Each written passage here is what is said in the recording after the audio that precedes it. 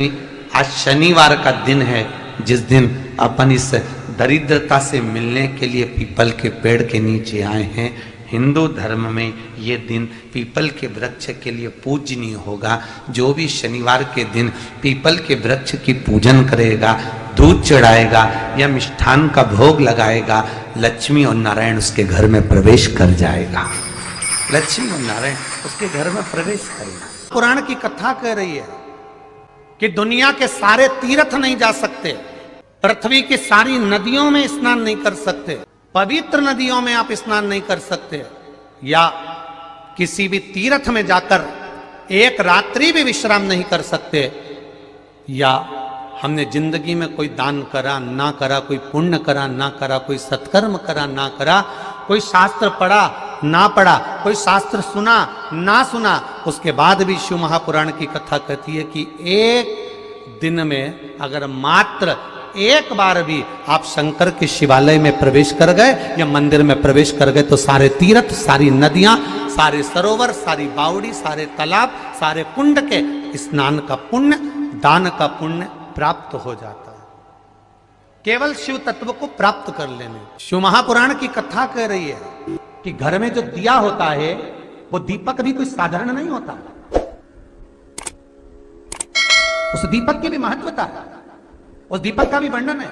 महाराज एक बात और बहुत अच्छे से सुनिएगा, शायद आपकी जिंदगी को सवार हो, शायद आपके जीवन को सवार हो।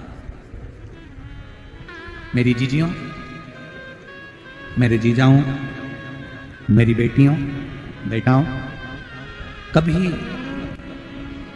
कभी मौका लगे शंकर भगवान के शिवलिंग के पास में आप बैठे हैं।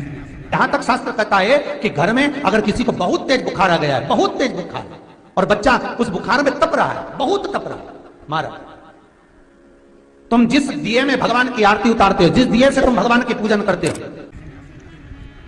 कभी मौका लगे और आप पूजन करने के लिए गए,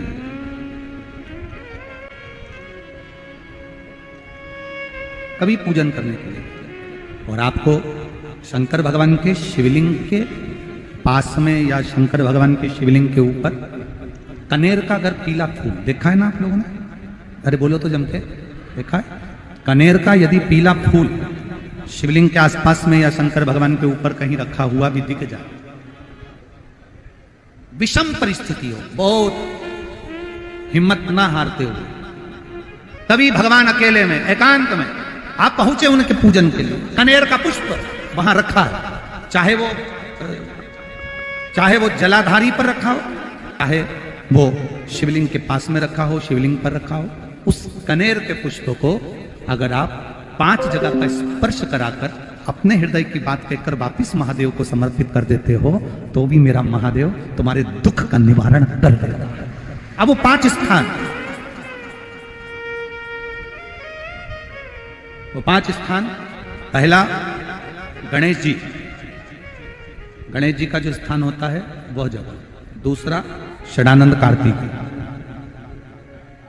तीसरा अशोक सुंदरी वाला स्थान, चौथा जलाधारी जो ऊपर से बूंद बूंद जल नीचे गिरा रही है, जया, विषहरा, शामली बारी, दौतली, देव, शंकर जी की 5 बेटियों का, और 5वें नंबर का है शंकर भगवान के, जो कैसे वर्णन किया जाए, त्रिशूल के 3 भाग होते हैं। करें दर्शन आप लोगों ने, जैसे सामने त्रिशूल लगा है, इस त्रिशूल के ऊपर देखेंगे तो 3 भाग दिख रहे हैं, नजर आ रहे हैं सबको? त्रिशूल का जो 3 भाग होता है, उस 3 भाग का जहां ज्वाइंट होता है, जहां मिलता है, एक जगह पर देखो तीनों भाग एक जगह पर मिले हुए, 3 भाग का जहां मिलन होता है, 5वां स्थान, ये 5वां स्थान, यहां पर स्पर्श कराकर शिवलिंग पर अपनी कामना कर कर श्री शिवाय नमस्तुभ्यम कहकर बाबा से अपने मन की बात कहकर जो समर्पित कर देता है, हम 3 महीना भी नहीं कहेंगे, हम तो कहेंगे अगर ज्यादा दुख है 3 दिन इंतजार करना, मेरा बाबा उस दुख को मिटाएगा। 3 महीना बहुत दूर, पर करना है दिल से। और कई तरह के दीपक होते हैं, और दीपक का भी विधान वर्णन किया गया, उस दिए का भी वर्णन किया गया। यहां तक शास्त्र कहता है कि घर में अगर किसी को बहुत तेज बुखार आ गया है, बहुत तेज बुखार, और बच्चा उस बुखार में तप रहा है, बहुत तप रहा है, मारा, तुम जिस दिए में भगवान की आरती उतारते हो, जिस दिए से तुम भगवान की पूजन करते हो, उस दिए की बत्ती को नीचे डाल दीजिए और उस दिए को पानी की बाल्टी में धो दीजिए। कौन सी बाल्टी में? जिस बाल्टी के पानी से आप बच्चे को स्नान करा सको। मारा, केवल भगवान पर से ले जाकर, पास में से ले जाकर उस बाल्टी में थोड़ी देर डाल दो और उस बाल्टी के पानी से उस बच्चे को स्नान करा दीजिए। 15 से 20 मिनट, आधा घंटा लगेगा बच्चे का। बड़ी बेचैन दिख रही हो तुम, क्या बात है? पार्वती जी कहती है, देवव्रत, कश्मीर प्रदेश का एक भक्त देवव्रत बेलपत्री के वृक्ष के नीचे बैठकर आपका मंत्र जाप कर रहा। मैं आपको जगाना नहीं चाहती थी, पर बेलपत्री के वृक्ष के नीचे लक्ष्मी झाड़ू लगाती है, सरस्वती वीणा बजाती है, इंद्राणी उस बेलपत्री के वृक्ष के नीचे जल का सिंचन करती है, 33 कोटि देवी देवता उस बेलपत्री के वृक्ष की जड़ में विराजमान होते हैं। इसलिए देवव्रत एक बार पंचाक्षर मंत्र बोलता है तो वो 33 करोड़ बार गिना जाता है, ऐसा बेलपत्री का वृक्ष होता है। बेलपत्री के वृक्ष के नीचे एक बार अगर भगवान का नाम लिया जाता है तो वो 33 करोड़ बार, 33 कोटि बार गिना जाता है। एक मंत्र केवल नमः शिवाय, ओम नमः शिवाय, नमः शिवाय, ओम नमः शिवाय, 33 कोटि बार गिना है, 33 कोटि। कितना सुंदर लिखा है। फिर वही वाली बात आ गई जो पहले कथा में कहा, अपने लिए अच्छा वाला घी छाट के लाना, अच्छी कंपनी का लाना, और जब यज्ञ करने बैठे, पूजन करने बैठे, हवन करने बैठे, भगवान का कोई पाठ पूजन करवाई, पूजा वाले दुकान पे बोलना कि पूजा का घी चाहिए। तो वो पूजा का सामान बेचने वाला भी चतुर था, उसने पूजा का ही घी दिया।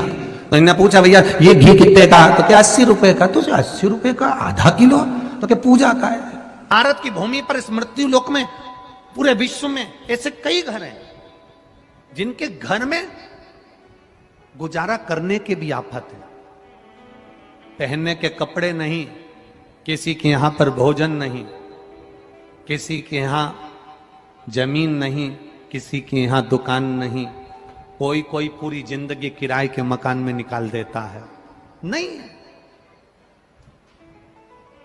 मेरा एक निवेदन है, इस कथा को जितने छत्रपति संभाजी नगर के श्रोता भाई बहन श्रवण कर रहे हैं उनसे निवेदन करूंगा, आप हाथ का ठेला लगा रहे हो, सब्जी का ठेला लगा रहे हो, फल का ठेला लगा रहे हो, धक्के की जिंदगी जी रहे हो, दरवाजे पर बैठे हो, कहीं ना कहीं तुम दास्य भाव की जिंदगी जी रहे हो, तकलीफ में जिंदगी जी रहे हो, बहुत दुख की जिंदगी जी रहे हो, बहुत कष्ट की जिंदगी जी रहे हो, उनसे केवल निवेदन करूंगा, 3 महीने 2 जगह पर जल चढ़ाना प्रारंभ कर दीजिए, केवल 3 महीने।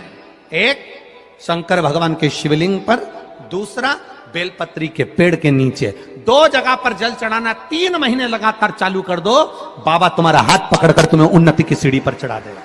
हमें कोई चमत्कार करना नहीं आता, और ना हम कोई तंत्र विद्या या मंत्र विद्या जानते हैं, ना हमारे पास में बेल है, ना हमारे पास में भभूति है, हमारे पास में तो केवल शिव का नाम है। आप श्री शिवाय नमस्तुभ्यम बोलो, ओम नमः शिवाय बोलो, नमः शिवाय बोलो, चाहे महामृत्युंजय मंत्र बोलो, उसका स्मरण करते करते भगवान शंकर के शिवलिंग पर जल, और उसी पात्र में जो जल तुमने शंकर जी को चढ़ाया है उसमें से बचा हुआ थोड़ा सा जल बेलपत्री के पेड़ के नीचे चढ़ाना प्रारंभ कर दो। अलग से बेलपत्री के पेड़ के नीचे चढ़ाने के लिए अलग से लोटा भर के जल जरूरत नहीं पड़ेगी। जो तुमने शिव जी को जल चढ़ाया, जो तुमने देवादिदेव महादेव को जल चढ़ाया, बस उसी पात्र का जल शंकर जी को चढ़ाओ, उसमें से बचा हुआ थोड़ा सा जल बेलपत्री के वृक्ष के नीचे चढ़ाना प्रारंभ करना। कौन सा बेलपत्री का वृक्ष? जिसकी छाया आपके ऊपर आ रही हो। शिव महापुराण बड़ी सुंदर बात कहता है, ध्यान दीजिएगा। जिस बेलपत्री का पौधा तुम्हारे सिर का, और ये दोनों हाथ ऊपर कर लो, अपन खड़े हुए और खड़े होकर दोनों हाथ ऊपर करे, इतना बड़ा बेलपत्री का पौधा है, उस बेलपत्री के पौधे की पत्ती को कभी तोड़कर शंकर जी को नहीं चढ़ाना चाहिए। ध्यान रखना, कितना बड़ा पौधा। आप खड़े हो जाओ और खड़े होने के बाद आपका हाथ ऊंचा कर लेना। इतना बड़ा पौधा है, उस पौधे की पत्ती बेलपत्री को तोड़कर शंकर भगवान को कभी नहीं चढ़ाना। शंकर भगवान को उस बेलपत्री को, उस वृक्ष की पत्ती को तोड़ना चाहिए जो वृक्ष तुम्हारे हाथ से थोड़ा सा ऊंचा हो, जिसके लिए तुम्हें हाथ और ऊंचा करना पड़ रहा हो। जैसे एक बच्चा अपनी मां की गोद में बैठने के लिए दोनों हाथों से उचकता है, आवाज लगाता है, उचकता है, आवाज लगाता है, हाथ ऊपर करता है, तो मां उस बच्चे को गोदी में ले लेती है। उसी तरह उस बेलपत्री के वृक्ष की पत्ती तोड़ना चाहिए जिसने थोड़ी उन्नति कर ली हो, जो थोड़ा ऊंचा हो गया हो। तुम उसको पाने का प्रयास करो तो भगवान भी तुम्हें अपनी गोदी में ले ले। ऐसे वृक्ष की पत्ती तोड़।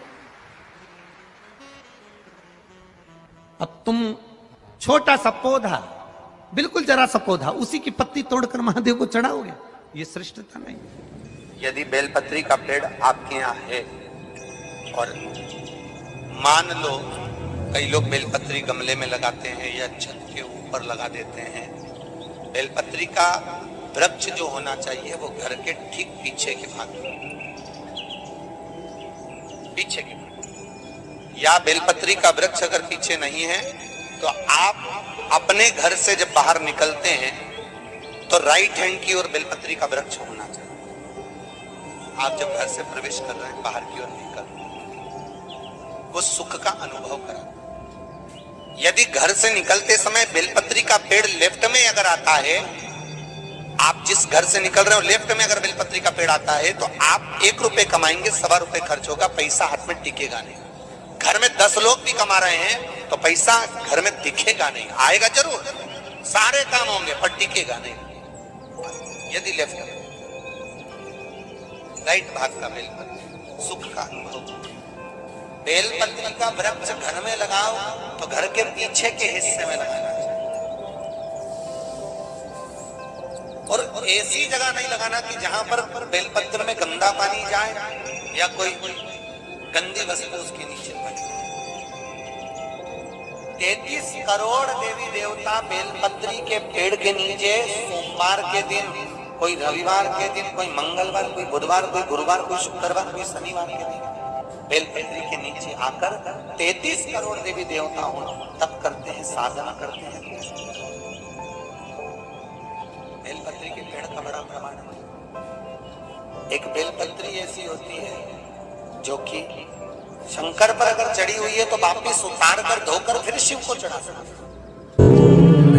किसी व्यक्ति से कोई काम करवाना है, वो काम नहीं कर रहा, कोई फाइल आगे नहीं बढ़ रही है, कोई कार्य अटक रहा है, या फिर कहीं रुपया पैसा अटक गया हो, नहीं निकल रहा हो, तो एक जल के पात्र में जल भरकर 5 बेलपत्री शिव जी को समर्पित कर कुंदकेश्वर महादेव का नाम लेकर एक सफेद पुष्प बेलपत्री के ऊपर जो शिव जी को चढ़ाई है उस पर समर्पित कर जल जो लेकर गए हो, अपनी उस कामना को कर कि मेरा ये कार्य अटक रहा है, ये कार्य नहीं हो रहा, कुंदकेश्वर महादेव का नाम लेकर धीरे धीरे जल की धार चढ़ाइए। और एक बात हमेशा याद रखना, फिर निवेदन कर रहे हैं, अच्छे से समझ लेना, शंकर जी पर जब जल चढ़ता है, शिव जी का जब अभिषेक होता है, शंकर जी पर जब जल चढ़ाया जाता है, दूध चढ़ाओ, जल चढ़ाओ, कुछ भी चढ़ाओ, पर एक बात का स्मरण अपने जीवन में होना कि इतने ऊपर से मत चढ़ाना कि जल चढ़े और छींटे आपके ऊपर। बहुत ध्यान दीजिएगा। हाँ, तो यहां तक वर्णन करा गया है कि शंकर जी का जल चढ़ा हुआ जहां से बहकर जाता है ना, उसको लांगा तक नहीं जाता। यहाँ लांगते हैं क्या? नहीं ना, परिक्रमा भी करेंगे तो वहीं से लौट कर वापिस इधर जाएंगे। शिव जी का जहां से जल बहकर जा रहा हो, चढ़ा हुआ जल जहां से बहकर जा रहा हो, उसको लांगा तक नहीं जाता। और कई लोग बड़े बड़े आनंद में शंकर जी पे इतनी ऊपर से जल चढ़ाएंगे तो वो छींटे पूरे अपने ऊपर आना चाहिए, शरीर पर आना चाहिए। नहीं नहीं, उसका दोष है हमारा, उसका दोष है। आप भगवान को अगर जल चढ़ाओ, दूध चढ़ाओ, तो मान लो अगर जैसे एक सरल भाषा में समझ लो और अच्छे से, कि जैसे ये शिवलिंग है, शंकर जी का ये शिवलिंग है। और आप जल चढ़ा रहे हो तो इतनी ऊपर से छोड़ोगे तो पानी का छींटा तो अपने ऊपर आएगा, पर वही जल, वही दूध, वही सामग्री आप शिवलिंग से थोड़ी सी दूरी बनाकर अगर आप समर्पित करेंगे तो बाबा उसको स्वीकार भी करता है और आनंद की अनुभूति भी होती है, कार्य में सिद्धता भी आती है, कार्य में